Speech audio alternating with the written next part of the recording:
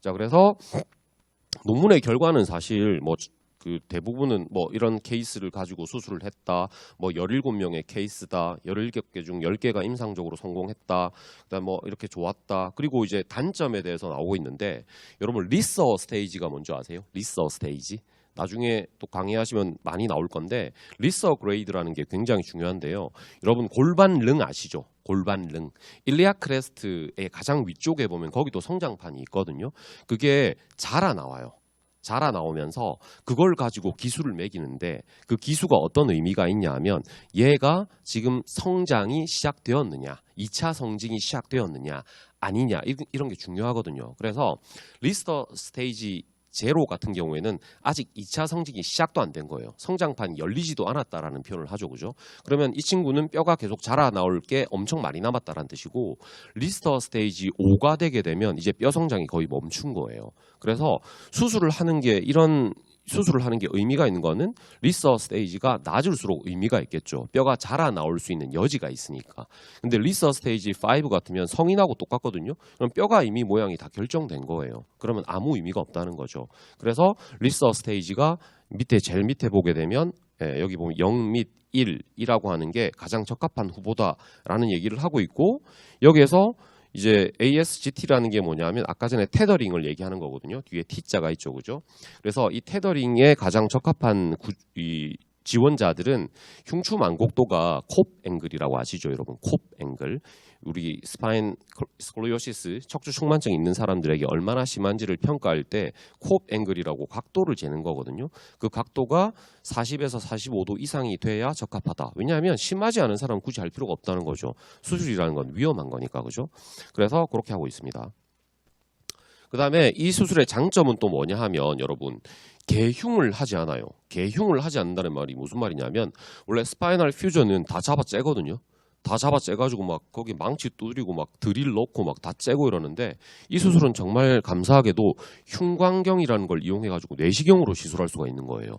위험성이 훨씬 덜하겠죠. 하지만 이거의 또 위험성은 뭐냐면 이게 수술이라는 게 등 쪽에서 접근해야 더 안전하거든요.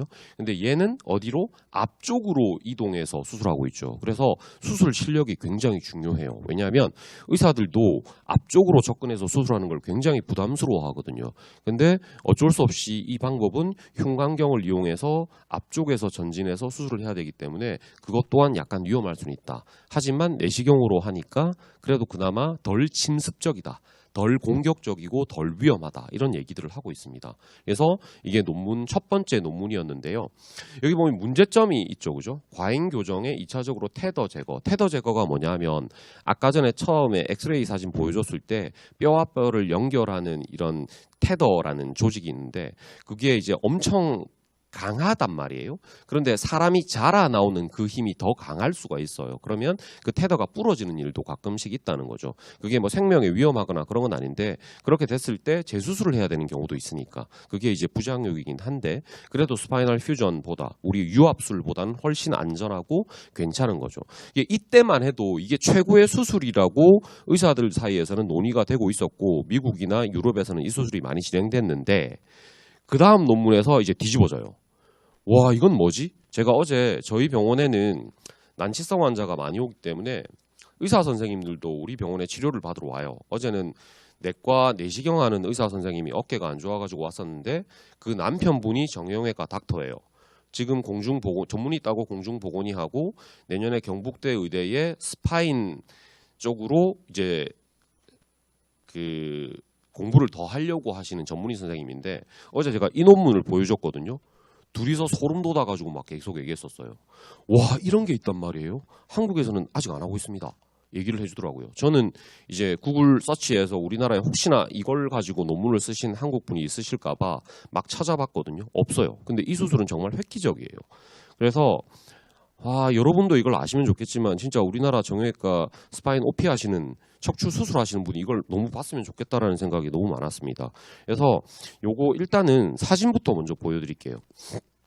이게 어떻게 된 거냐면 나중에 이제 실제 모형도 보여드릴 건데 아까 전에 테더링은 볼록한 쪽에 못 자라 나오도록 만들었거든요. 얘는요 오목한 쪽으로 들어가가지고 저게 펴지도록 만드는 거예요. 펴지도록.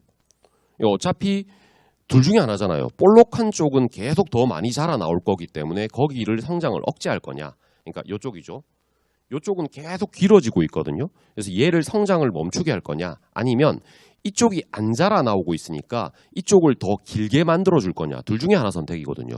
근데 아까 전에 앞전 논문은 그러니까 더 많이 자라나오는 것을 묶어가지고 못 자라나오도록 만드는 거고 얘는 오목한 쪽에서 척추가 안 자라나니까 얘를 인위적으로 더 자라나오게 만든 거예요.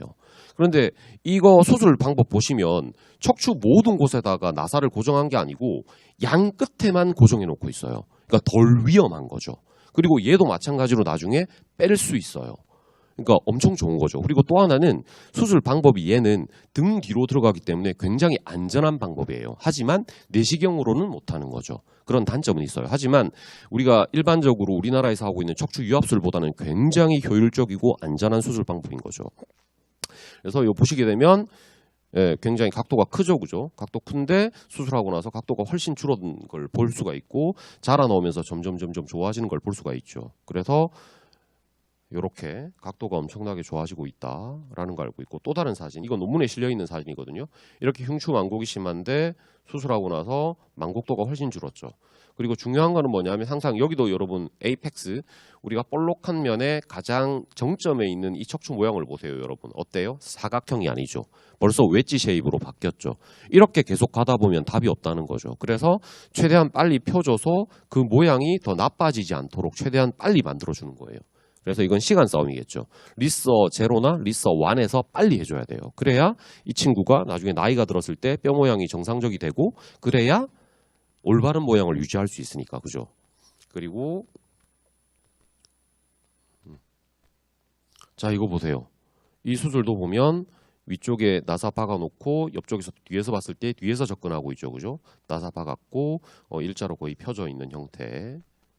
이게 실제 모양이에요. 이건 논문에 나와 있지는 않는데 제가 검색을 했어요.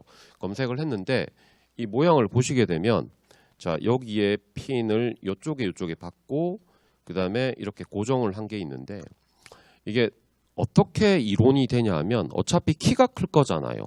키가 크는데 얘는 단일한 방향으로만 움직일 수 있게 만들어 놓았어요. 그게 무슨 의미냐 하면 여러분 이게 논문에서는 렛칫 메커니즘 이렇게 돼 있어요. 렛칫이 뭔지 아세요? 남자들은 알 수 있어요. 렌치라고 들어보셨어요? 렌치. 이게 그 군대나 아니면 일하다 보면 나사를 한 방향으로만 돌릴 수 있게 만들어 놓은 장치가 있거든요. 그런데 그거를 이해를 여러분들이 못 하실까 봐 케이블 타이라는 걸 제가 찾아왔어요. 케이블 타이는 여러분 한 방향으로만 움직이죠. 그렇게 만들어 놓은 거예요. 그러니까 늘어나는 방향으로만 움직일 수 있도록 고안을 해 놓은 거죠. 그래서 앞전 사진에서 보면 제가 이걸 찾아온 게 여기 이 모양을 보시면 얘는 어디로만 갈 수 있어요? 위쪽으로 이동하는 방향으로만 갈 수 있겠죠. 이 톱니바퀴 모양을 보면 한쪽으로는 갔다가 다시 못 돌아오게 만들어 놓은 거죠. 그래서 이 장치를 보게 되면 이 상태에서 얘는 늘어날 수는 있어요. 그런데 다시 쪼그라들진 않아요. 여기서 보면 이 철도 있고 이 철도 있는데 이 철이 이렇게 그냥 생각해 보면 안쪽으로도 들어갔다가 위쪽으로도 나왔다가 이렇게 생각할 수 있는데 안쪽으로는 다시는 안 들어가는 거죠. 무조건 길어지는 목적으로만 사용할 수 있기 때문에 오목한 방향에 있는 것들을 계속 늘릴 수가 있는 거죠. 그래서 이 친구가 키가 자꾸 크면서 저게 늘어날 거 아니에요. 다시 들어가지 않는 거죠. 무조건 늘어나는 방향으로만 고안된 거죠. 그게 이제 생각에 따라 발상의 전환인 거죠. 그래서 이걸 만든 업체는 대박 났을 겁니다, 아마. FDA 공인도 받았대요, 벌써 미국에서는. 그래서 논문이 막 나오고 있는 중인데 이런 논문이 계속 나오고 했으면 좋겠어요. 그래서 이 논문의 결과는 뭐 뻔하죠. 엄청 좋았다라고 돼 있습니다. 좋았다고 돼 있고 추적 기간은 2에서 4년, 2.3년 정도 됐고 그 다음에 역시 마찬가지로 청소년기 때 했던 거죠. 연세 드신 할아버지 할머니를 와서 수술하진 않았겠죠. 이미 뼈가 다 성장이 끝난 사람들은 의미가 없으니까요. 그리고 요거는 뭐 그래프 나와 있는 건데 여러분께 또 한 가지 말씀드릴 게 뭐냐면 커브도 중요하지만 이 델타 볼테브랄 웨징이라는 게 뭐냐면 그 아까 전에 제가 뼈 모양 정점에 있는 뼈 모양이 웨지 모양으로 바뀐다고 그랬잖아요. 그 웨지 모양으로 바뀐 뼈가 몇 도나 변했는지도 조사를 했거든요. 그래서 조사를 했더니 이게 0, 1, 2, 3, 4, 5가 뭐냐면 리서 스테이지를 나타낸 거예요. 아까 전에 뼈 성숙도를 제가 얘기를 했었죠. 그죠? 그래서 제로에서 1 같은 경우가 이미 성장이 일어나지 않은 친구들인데 그 친구들이 뼈의 웨지 모양이 각도가 제일 많이 크게 좋게 변했더라라는 걸 나타내고 있고 이게 2, 3, 4, 5로 넘어가면 특히 4, 5 같은 경우는 거의 변화가 없죠. 그죠? 그래서 4, 5는 이 수술에 적응증이 되지 않는다. 그래서 이 수술은 누가 하면 좋다? 예, 성숙이 일어나지 않은 골 성숙이 일어나지 않은 리서 스테이지 0와 1에서 해주는 게 좋다라고 결론을 냈던 거죠. 그래서 여러분 아까 전에 제가 볼크만 호이터를 이야기를 해드리기로 했었죠. 그죠? 이걸 보시면 알겠지만 호이터 볼크만이라는 게 이게 볼크만 호이터라고 얘기하기도 하고 호이터 볼크만이라고 얘기하기도 하는데 이게 척추측만증에서 자주 나오는 얘기거든요. 그래서 요걸 흉추 모양을 예로 들어서 그림을 그려 놓았는데 참고로 볼록한 쪽에서 뼈가 빨리 자라나오잖아요. 그죠? 그러면 뼈가 빨리 자라나오고 길어지면 성장판이 더 자극을 많이 받아요. 그래서 이 뼈가 더 빨리 길어져요. 그런데 여기 오목한 쪽에서는 서로 눌리고 있겠죠. 그죠? 압력이 증가하죠. 그래서 성장판은 압력이 증가할수록 뼈가 자라나오는 속도가 느려요. 그러니까 더 악순환이 생기겠죠. 그래서 척추측만증을 빨리 발견하는 게 엄청 중요한 거예요. 그래서 여러분들 역할이 중요한 거예요.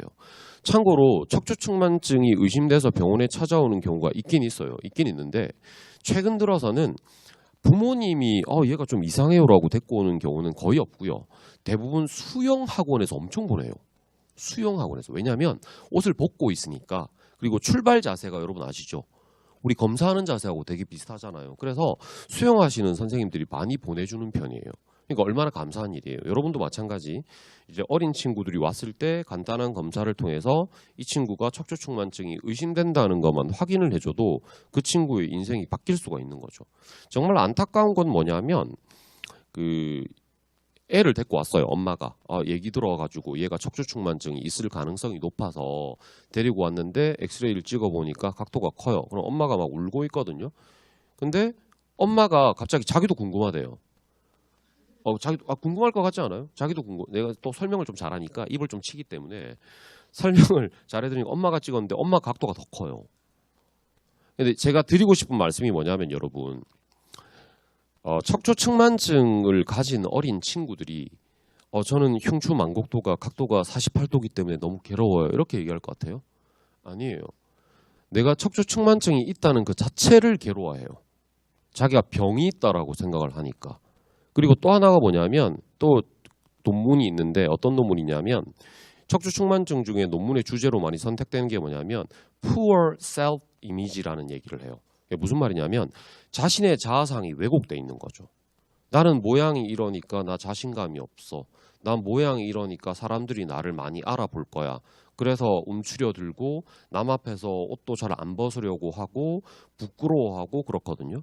그런데 그 엄마를 통해서 그 딸에게 얘기를 해줘요. 봐봐. 엄마는 지금 나이가 40세가 넘으셨는데 자기가 척추측만증인 거조차도 모르셨어.